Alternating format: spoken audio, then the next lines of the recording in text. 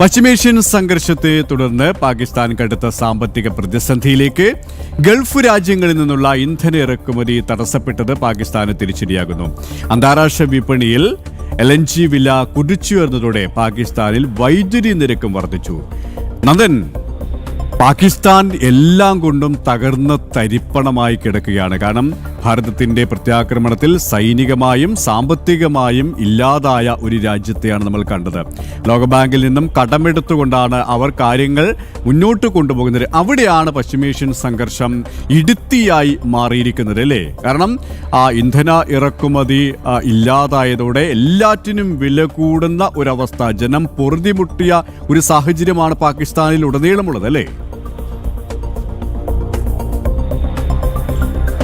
സുരേഷ്, പ്രധാനമായും സാമ്പത്തിക ഊർജ പ്രതിസന്ധി പാകിസ്ഥാനെ വലിയ രീതിയിൽ ബാധിച്ചിരിക്കുകയാണ്. ഈ പശ്ചിമേഷ്യൻ സംഘർഷത്തിൻ്റെ പശ്ചാത്തലത്തിൽ ഹോർമുസ് കടലിടുക്കിലൂടെ ഇന്ധനം എത്താത്ത ഒരു സ്ഥിതിയാണ് ഇപ്പോൾ പാകിസ്ഥാനിലുള്ളത്. നമുക്കറിയാം, ഭാരതത്തിലേക്ക് നിരവധി ടാങ്കറുകൾ LNGയും അതേപോലെ തന്നെ LPGയും ഒക്കെ എത്തുമ്പോൾ പാകിസ്ഥാനിലേക്ക് ഇത് എത്തുന്നില്ല എന്നുള്ളതാണ് യാഥാർത്ഥ്യം.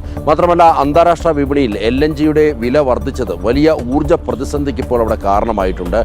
പ്രധാനപ്പെട്ട നഗരങ്ങളിലടക്കം പവർ കട്ട് ഏർപ്പെടുത്തിയിരിക്കുകയാണ്. മാത്രമല്ല, വൈദ്യുതി താരിഫ് കുത്തനെ ഉയർത്തിയിട്ടുണ്ട്, ഇന്ധനവില കുത്തനെ ഉയർത്തിയിട്ടുണ്ട്.